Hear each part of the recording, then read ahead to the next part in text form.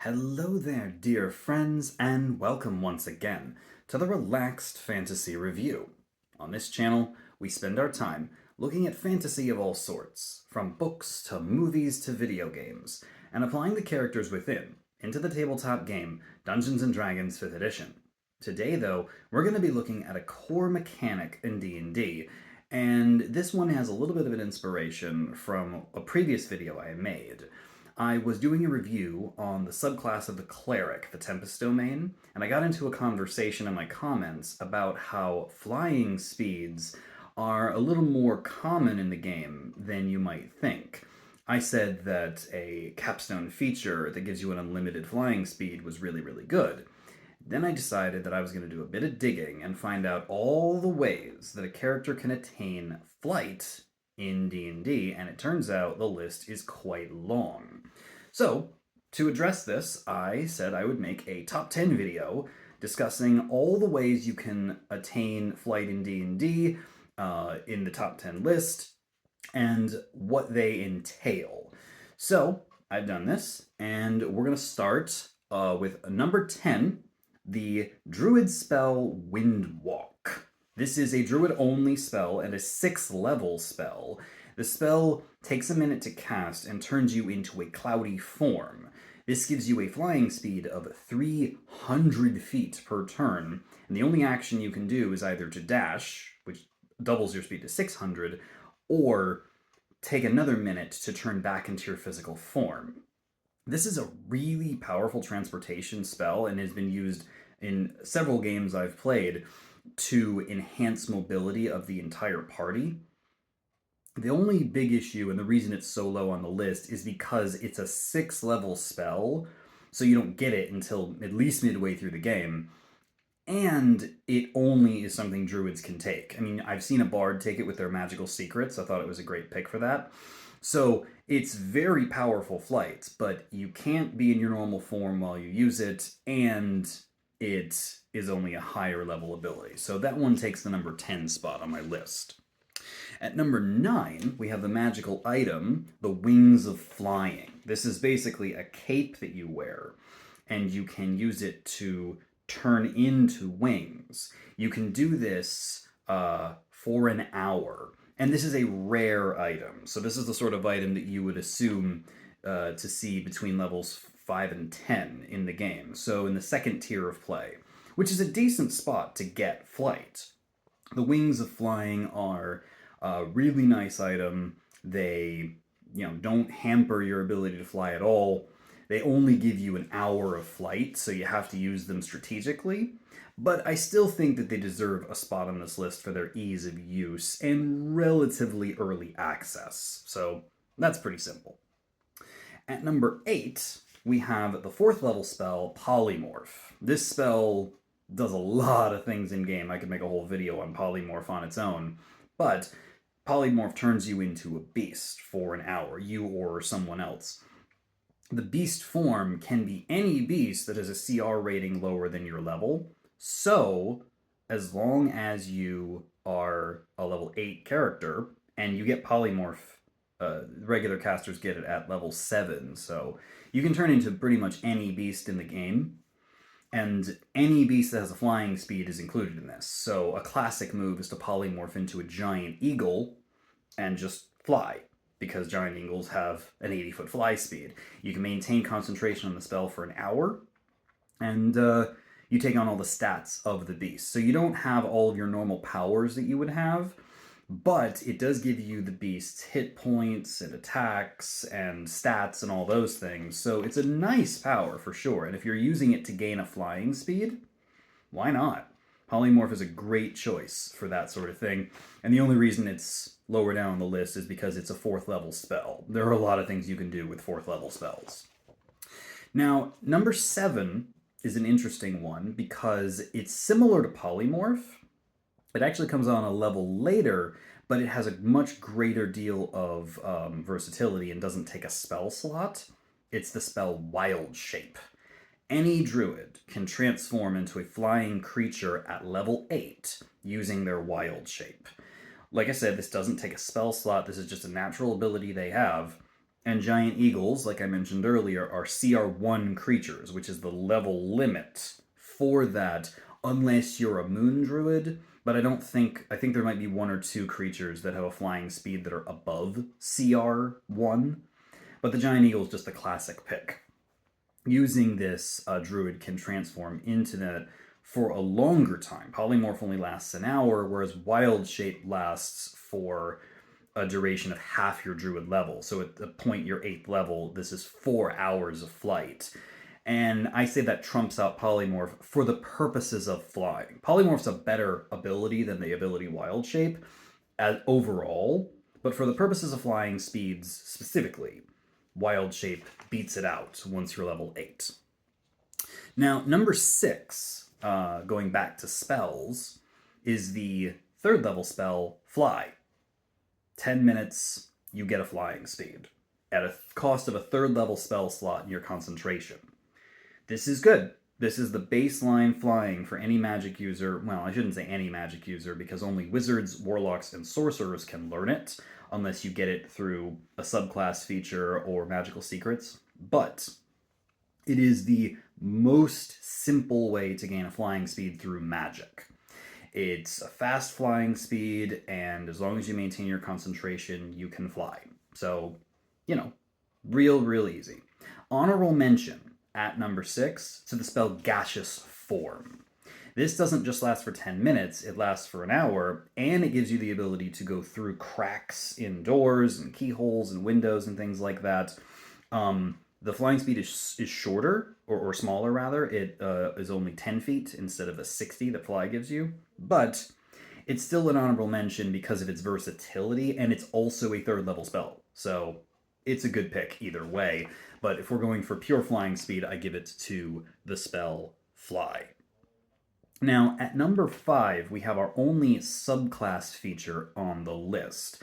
This is not a capstone feature like the Tempest Domain I mentioned earlier. This is actually a 6th level feature, and it specifically comes from a warlock, the Genie warlock. They gain the ability to use a bonus action to gain a flying speed for 10 minutes. They can do this a few times per day, and at 6th level, this is probably the best early flying speed you can get. There are a couple subclasses that get it at level 6, the Twilight Domain Cleric, but that's only for a minute and in Dim Light or Darkness.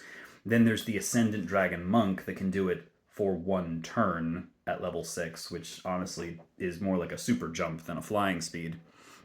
And then you got the Swarmkeeper Ranger that gets it at level 7, but the Genie Warlock gets it for 10 minutes, it's a full flying speed, and it is concentration free, and you just do it. And you can fly for 10 minutes. And that's pretty good. Like, that is a very good power. And I give that the number 5 spot on this list. Now, number 4, we're down to uncommon magic items. So these are items that you could feasibly get in the first tier of play, depending on your DM. So between levels 1 and 5, you could find uncommon magic items. And the one I'm talking about is the Broom of Flying. The Broom of Flying acts like a broom you'd see in the Harry Potter universe or in any classic witch fantasy. It's a broomstick that flies. And you can even summon it telepathically, and it comes to you. It can hold a certain amount of weight, so you're not going to be flying around on it where carrying a bunch of people or a bunch of heavy gear, but as long as it's just you, what you're wearing, what you're wielding, it can carry you, it has a good speed, and it doesn't run out of time. It just flies indefinitely. The only reason I put this at the 4th spot instead of a little higher is because as a DM, I would argue that you have to hold on to it with at least one hand. This limits your ability to do other things. If you're a spellcaster, you should be fine. And if you are a single-handed weapon fighter, you should be okay. But if you use anything with 2 hands, whether it be a ranged weapon like a bow or a crossbow, or you hold a shield or a greatsword, riding around on the broom, I would say, limits your ability to use your items. But that being said, it's still an amazing item and well-deserving. And if your DM just lets you straddle it with your thighs and you don't have to hold on with your hands, then it would be higher on the list for sure. But in my games, I'd say number 4 spot. Now, we're into the top three, and these ones are when we get into kind of broken levels of flight. Number 3 spot is the race, the Owlin. Owlin was a race introduced in Strixhaven's Curriculum of Chaos, and they are a race that has an innate flying speed. They can just fly, equal to their walking speed, so they can fly 30 feet all the time. The only limitation that's put on them is they can't be wearing light or medium armor, they can't be wearing heavy or medium armor while they do it. They can wear light armor. So, this limits your armor choices a little bit, but honestly, that is a small price to pay for unlimited flight as soon as you have the character. Level 1, you can have unlimited flight. Now, there are 3 races that actually do this that I'm giving an honorable mention here. There's the Aarakocra, which also has an unlimited flying speed, and has an unarmed strike power that gives them talons. Then there's the fairies that can also fly an unlimited flying speed and have some innate spell casting, but I actually wanted to focus on flight specifically. Unarmed strikes are fine. Innate spell casting is cool, but when it comes to flying, the Owlin takes the spot in number 3 above the other 2 because it has it has proficiency in the stealth skill, the silent feathers trait. And nothing's better than flying except silent flying. And you can hide in the air. You can stealthily fly over people and try to be unnoticed. And the Owlin just edges the other 2 out for this reason. Now, the number 2 spot is another uncommon magic item, the winged boots. These things are uncommon items, so you can get them at low levels. They do not have unlimited flight. They only have 4 hours of flight per day. Kind of. They're a little complicated. Basically, they have 4 hours of flight, and every 12 hours, they regain 2 hours of charge. So if you use all 4 hours, you then would have to wait a full day to get the 4 hours back, but you could use 2 hours after half a day. But that's actually not usually an issue, because the winged boots, you can split the flying up. Unlike the wings of flying I mentioned earlier, or the Genie warlock's ability, where you just use your bonus action and get the flying speed, in this case, you can use the winged boots in 1-minute increments, which is normally how long you need to fly anyway, either for a combat encounter or to pass an obstacle or something like that. You just use the boots and you fly for a minute, and if you need to fly for another minute, you can. This means that you don't just have 4 hours. What you have is 240 1-minute increments that you can use. And if you are a player with half a brain, you can just use your flight smartly, and you essentially have unlimited flight. The other benefit here is that you can do this while wearing anything. You don't have to be you can wear heavy armor, you can wield anything in your hands you want. The boots do all the flying for you, and they are essentially limitless flight. And at an uncommon magic item, I've seen these items banned in games or not given out until the rare or very rare stages because they are that good. And the only reason I didn't give them number 1 spot is because there is another way you can attain flight that's better than the racial traits I've mentioned before, and is truly unlimited. The number 1 spot goes to the winged tiefling. This is a variant tiefling that you can get in the Sword Coast Adventurer's Guide. And this winged tiefling has an unlimited flight from their bat-like wings. But unlike the other races, they can wear medium armor while doing it. So, they get all the advantages of being a tiefling, which is a pretty powerful race to play anyway. And as long as they're not wearing heavy armor, so unless you have to be in full plate, there is a medium armor that can match any other heavy armor in AC, and you can have anything in your hands, so this is better than the Broom, and it is true unlimited. No need to be dividing your flight up. You can fly at will forever from level 1, no magic item needed, and the only limitation is the armor you wear. And if you don't mind not being in heavy armor, this is the best way to fly in D&D.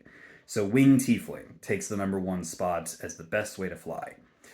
These 10 ways to fly are not the only ways. There's a whole list, like I mentioned, of other spells that turn you into creatures or give you a flying speed, other items that are a little rarer than the ones I mentioned, so you get them at higher levels, or capstone features or other features of subclasses that make you fly in varied ways. Special shout out to the Tempest Domain Cleric, like I mentioned earlier. It didn't make the top 10. I still think that unlimited flight, as long as you can see the sky, is pretty powerful. But it also doesn't come until level 17, at which point you could have the Plate Armor of Etherealness or the Ring of Air Elemental Command, which just let you ethereally fly or have a flying speed anyway. So there's lots of options out there for flying, and I understand why high level features don't cap out the list. But flight is powerful in D&D and is worth talking about. If you can get it at low levels, it can break the game, and if you can get it at mid to high levels, it can absolutely amplify your character to levels beyond what they would normally be able to attain. This has been the Relaxed Fantasy Review. If you enjoyed the video, please like and subscribe down below, and keep your eyes peeled for more videos coming down the line soon.